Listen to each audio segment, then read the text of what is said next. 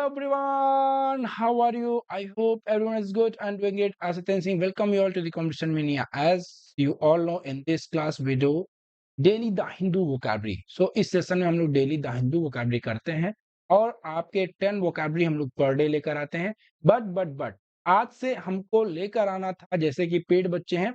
हाँ, मैं पहले बता दूं आप सभी को कि हम लोग का पेड ग्रुप चल रहा है, पेड टेलीग्राम बैच, जिसमें आप सभी को एनडीए सीडीएस एफ का 2024 के लिए हम लोग इंग्लिश प्लस सीए, यहाँ पे लिखा होगा इंग्लिश प्लस सीए, इन दोनों की हम लोग करंट अफेयर्स और इंग्लिश की तैयारी कराते हैं, जिसमें हम लोगों ने केवल ये 30 लिमिटेड सीट्स रखी हैं. क्योंकि मेरा मानना है कि जैसे आप सारे बच्चे जो मेहनत बहुत करते हैं, बट उनकी गाइडेंस है वो कहीं कहीं लैग कर जाती है. तो इसी वजह से मैं 30 सीट्स केवल रखा हूं, ताकि आप लोग को प्रॉपर गाइडेंस के साथ मैं पढ़ा सकूं. ठीक. तो सीए में आपको यहाँ पे daily monthly CA, daily news analysis, weekly revision और डेली क्विज़ ग्रुप पे मिलेंगे. और इंग्लिश की बात करें तो द हिंदू वोकैब, पीवाईक्यूज मिलेंगे आपको, एनडीए सीडीएस एसएससी एग्जाम के डेली क्विजेस आपको मिलेंगे वहाँ पे. ग्रामर की प्रिपरेशन और प्रैक्टिस सीट, ग्रामर की पूरा टोटल, हम लोग का मेन फोकस और इंग्लिश और ग्रामर ही है, क्योंकि यही दोनों मिला के आपका पूरा मार्क्स को बूस्ट करते हैं आपके एग्जाम में. ठीक है. आपको कोई भी क्वेरी हो, आप इस पे व्हाट्सएप, इस कॉन्टेक्ट नंबर पे व्हाट्सएप कर सकते हैं, या फिर व्हाट्सएप जुड़ना हो तो आप इस क्यूआर कोड को स्कैन कर सकते हैं, और हमारे टेलीग्राम चैनल से जुड़ने के लिए इस क्यूआर कोड को स्कैन कर सकते हैं. ठीक है. अभी तक हम लोगों ने कवर किया था 10 बजे 10 वोकैब, जिसमें हम लोगों ने किया था क्या, पीवाईक्यूज, एनडीए सीडीएस के, और उसके साथ साथ जो है इंपॉर्टेंट वोकैबुलरी. साथ में पिछले एग्जाम्स के लिए हम लोगों ने daily the Hindu vocabulary cover किया था. वीकली करंट अफेयर्स चल रहा है, आप सभी का मुस्कान मैम लेकर आती हैं, जो आपको पेड बैच में करंट अफेयर्स पढ़ाएंगी. उनके चैनल पे जो है आप सभी को डेली जो एडिटोरियल का एनालिसिस और करंट अफेयर्स आपको वहां पे मिल जाएगा. उसके साथ साथ जो क्लास नोट्स वगैरह हैं वो सभी आपको पेड ग्रुप में ही मिलेंगे. बेसिक ग्रामर हम लोग जो है आज ग्रामर की क्लास थी, यही बताने वाला था मैं आपको. बट हम लोग सुबह अभी आपको इंग्लिश का जो है प्रोवाइड कराएंगे वोकैबुलरी, और शाम को हम लोग लेकर आएंगे आपके लिए ग्रामर की क्लास. शाम को ग्रामर, आज बिल्कुल बेसिक से इंट्रोडक्शन क्लास होगा ग्रामर का. तो आई होप सब लोग जुड़ना नहीं भूलिएगा, बहुत मजा आएगी आज. पूरा एकदम चीजें सीखेंगे, हम देखेंगे हम लोग कि क्या क्या हम लोग सीखने वाले हैं इस सेशन में, क्या इंटरेस्टिंग होने वाला है. ठीक है. तो चलिए स्टार्ट करते हैं. आज का फर्स्ट वर्ड है टग of war. Tug of war ये तो बेसिकली एक गेम भी है. ये एडिटोरियल का वर्ड था, तो मैंने कहा थोड़ा मतलब आप सभी को बता दिया जाए कि मतलब एक ऐसा सिचुएशन जिसमें दो parties struggle and conflict over power of control. तो basically tug of war game से अगर हट के बात हम करें, तो ये दो पार्टी, जैसे अभी आज के समय में इलेक्शंस चल रहे हैं, तो इलेक्शंस में जो है कांग्रेस एंड बीजेपी के बीच में टग ऑफ वॉर चल रहा है. मतलब पावर को लेकर इन दोनों के बीच में बहुत तगड़ा कॉन्फ्लिक्ट चल रहा है, कांग्रेस बीजेपी मेन. बट अगर मैं बात करूं, मतलब जो फॉर्मली है वो है इंडिया अलायंस एंड एनडीए. ठीक है. इन दोनों के बीच में टग ऑफ वॉर चल रहा है पावर्स को लेकर. ठीक. अगले वर्ड पे आते हैं. अगला वर्ड है आपका इंट्रोस्पेक्शन. इंट्रोस्पेक्शन की बात करें तो जैसा कि वर्ड में लिखा है इंट्रो, इंट्रो का मतलब हो गया कि कोई खुद के अंदर, मतलब आप इंट्रोडक्शन देते हैं तो उसमें क्या होता है, खुद के बारे में बताते हैं. है कि नहीं.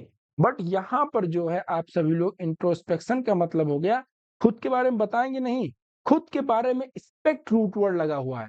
इंट्रो का मतलब हो गया सेल्फ, और स्पेक्ट का मतलब होता है देखना. मतलब खुद के अंदर झांकना, खुद को देखना क्या सही है हमारे अंदर, क्या गलत है, उसको हम लोग बोलते हैं इंट्रोस्पेक्शन. पार्ट्स ऑफ स्पीच की बात करें तो ये नाउन पार्ट्स ऑफ स्पीच है.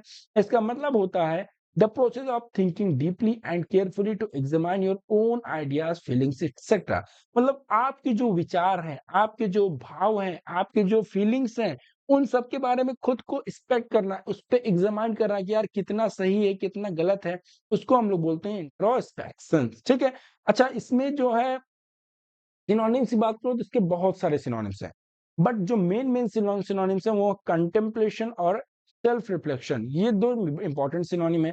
और सेल्फ से रिलेटेड तो आप बहुत सारे सिनोनिम देखेंगे, जैसे सेल्फ रिफ्लेक्शन के साथ साथ आप लोग देखेंगे सेल्फ, इसमें जो है अच्छा एग्जामिनेशन भी होता है, तो सेल्फ एग्जामिनेशन भी आप लोग देख सकते हैं. सेल्फ एग्जामिनेशन भी इसका सिनोनिम हो गया. और सेल्फ से रिलेटेड बहुत है यार. सेल्फ एग्जामिनेशन, स्क्रूटनी होता है, स्क्रूटनी मतलब जांच करना, सेल्फ स्क्रूटनी मतलब खुद की जांच करना. ऑब्जर्वेशन मतलब कि ख्याल रखना, ठीक है? ऑब्जर्व करना, ऑब्जर्वेशन का मतलब क्या होता है? कोई चीज़ को क्या करना, ध्यान से देखना। सेल्फ ऑब्जर्वेशन मतलब खुद का जो है खुद की ऑब्जर्वेशन रखना, खुद पे अपना ध्यान देना कि हाँ, मैं क्या सही हूँ, क्या गलत हूँ, ठीक? समझ में आया? अगले वर्ड पे आते हैं, अगला वर्ड है आउटरीच। बहुत बढ़िया वर्ड है, काफ़ी बार एग्ज़ाम में आ भी चुका है। पार्ट्स ऑफ स्पीच की बात करें तो नाउन। आउटरीच का मतलब होता है extremely strong reaction of anger. बहुत गुस्से में हैं आप, तो उसका जो रिएक्शन होता है उसको हम लोग बोलते हैं आउटरेज। शॉक, आपको अचानक कोई शॉक मतलब झटका टाइप में, शॉक का मतलब इलेक्ट्रिक शॉक ही नहीं है, शॉक का मतलब आप अचंभित हो गए, ठीक है? तो उसका जो एक्शन होता है, या इंडिग्नेशन, इंडिग्नेशन का मतलब हो गया, अच्छा तो सिनोनिम में ही आ जाएगा, तो गुस्सा टाइप में ही इंडिग्नेशन होता है। गुस्से टाइप को ही हम लोग क्या बोलते हैं? इंडिग्नेशन बोलते हैं। तो इसके 2-3 मतलब हैं, मतलब आप शॉक हो गए या गुस्से में हैं, या फिर आप गुस्से में या बदले की भावना में हैं, तो उसको हम लोग आउटरेज बोलते हैं। तो यहाँ पे इंडिग्नेशन, रेज, व्रेथ ये सारे क्या हो जाएँगे? इसके सिनोनिम्स हो जाएँगे। समझ में आया? बोलो कोई दिक्कत परेशानी? आई होप नहीं होगी। आगे बढ़ते हैं।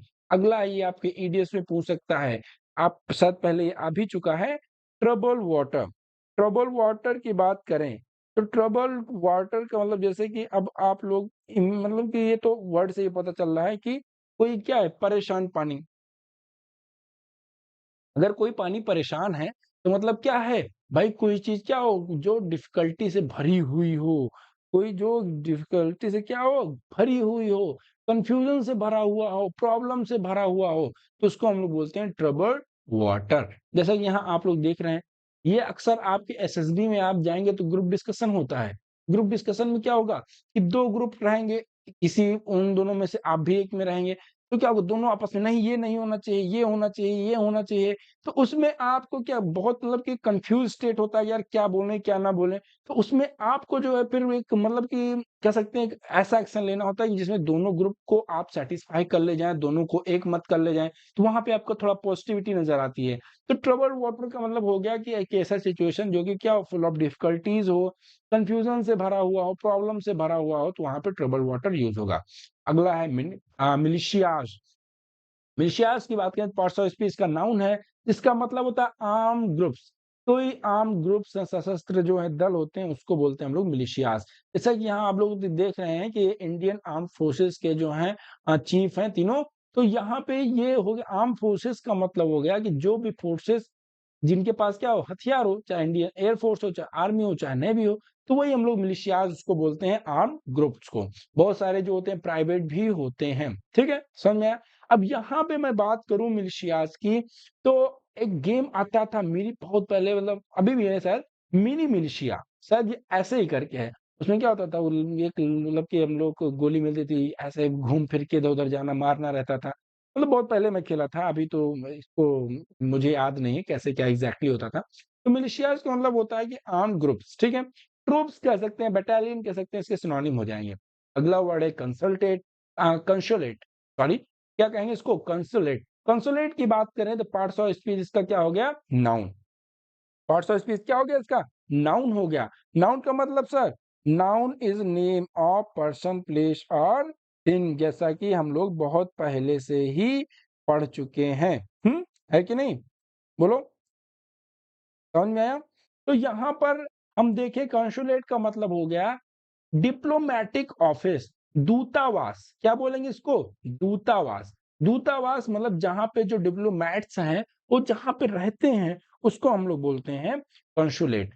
कंसुलेट से मिलता-जुलता एक वर्ड है कंसोलेट, CONSOLAT, और इसी का जो है आपका नाउन फॉर्म हो गया, ION लगा दिया हमने, CONSOLATION, कंसोलेशन। कंसोलेशन की बात करें तो ये इसका मतलब होता है कि क्या करना? दिलासा देना। क्या करना? दिलासा देना।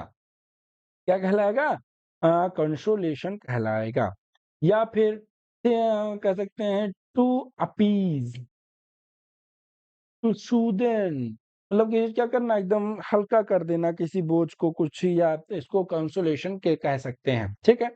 अगला वर्ड है डिप्लोमेट, तो यहाँ पे आपने देखा कंसुलेट मतलब कि दूतावास, और डिप्लोमेट का मतलब हो गया राजनयिक, मतलब एक ऐसा पर्सन जो अलग-अलग कंट्रीज के साथ अपना जो है रिलेशन को वो देखता है। जैसे कि हम लोग इंडिया का है, तो इंडिया इंडिया यूएसए के साथ उनका जो अलग डिप्लोमेट है, ईरान के साथ अलग है, साउथ अफ्रीका के साथ अलग है, अरबिया के साथ अलग है और उसके बाद जो है यहाँ पे श्रीलंका के साथ अलग है, बांग्लादेश का अलग। तो सबके अपने-अपने डिप्लोमैट्स होते हैं, जो क्या करते हैं ऑफ़िशियली रिप्रेज़ेंट करते हैं किसी कंट्री को, ठीक?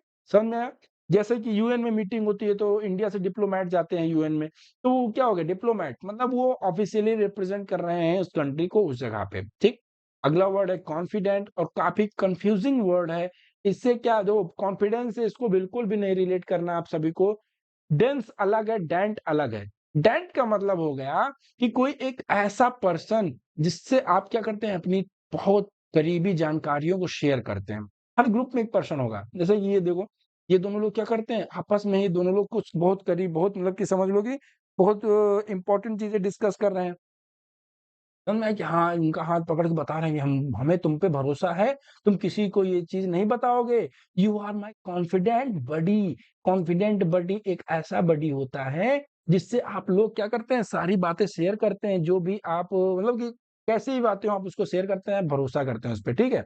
तो कॉन्फिडेंस को कॉन्फिडेंट से नहीं रिलेट करना है। कॉन्फिडेंट का मतलब एक ऐसा पर्सन जिससे आप चीज़ों को शेयर करते हैं, उसको उस पे क्या करते हैं, भरोसा करते हैं। अगले वर्ड पे आते हैं एमिट। एमिट की बात करें तो प्रीपोजिशन, प्रीपोजिशन हम लोग ग्रामर में पढ़ेंगे क्या प्रीपोजिशन जो किसी चीज को क्या बताए पोजीशन बताए उसी को हम लोग बोलते हैं प्रीपोजिशन। जैसा कि यहाँ पे अमिड कभी-कभी प्रीपोजिशन के तरह यूज होता है, इसका मतलब होता है इन द मिडल ऑफ, मतलब किसी चीज को बीच में किसी जैसे कि दिस ब्लू थिंग कुछ भी कह सकते हैं is amid red and yellow. तो यहाँ पे this blue thing is amidst red and yellow मतलब ये जो ब्लू चीज रखी हुई है एक इसके रेड और येलो के बीच में है। तो अमिड्स का मतलब हो गया कि इन द मिडिल ऑफ, ठीक है। अगला वर्ड है सैबोटेज। सैबोटेज की बात करें तो जानबूझ के, डिलिबरेटरी का मतलब होता है जानबूझकर, इसको भी लिख लेना अलग से। हाँ, जानबूझकर शायद ऐसे ही लिखा था जानबूझकर। जानबूझकर क्या करना, किसी को डैमेज करना है, डिसरप्टेड करना, ठीक नुकसान पहुंचाना, क्या कहलाएगा सैबोटेज कहलाएगा। पार्ट्स ऑफ स्पीच वर्ब है, मतलब ये सर किसी एक्शन को डिनोट करता है। तो जैसे कि यहाँ इमेज देख रहे हैं कि ये देखो कि क्या कर रहा है कि ये रोड को शायद क्या यहाँ पे जो अतिक्रमण लगा हुआ है उसको हटा रही है जेसीबी। तो सैबोटेज का मतलब क्या हो गया कि किसी चीज को क्या करना, नुकसान पहुंचाना, क्या कहलाएगा सैबोटेज कहलाएगा, जानबूझकर इंटेंशनली, ठीक है। डिस्ट्रैक्शन, रैकिंग, ये सारे इसके सिनोनिम हो जाएंगे। तो ये थे आज के इंपॉर्टेंट आपके the Hindu vocabularies. I hope सब लोगों ने एंजॉय किया होगा। कोई दिक्कत परेशानी हो तो कमेंट कीजिएगा, लाइक करना बिल्कुल नहीं भूलिएगा। बने रहिए हमारे साथ, stay connected, stay safe, stay learning. मिलते हैं अगले वीडियो में। जय हिंद।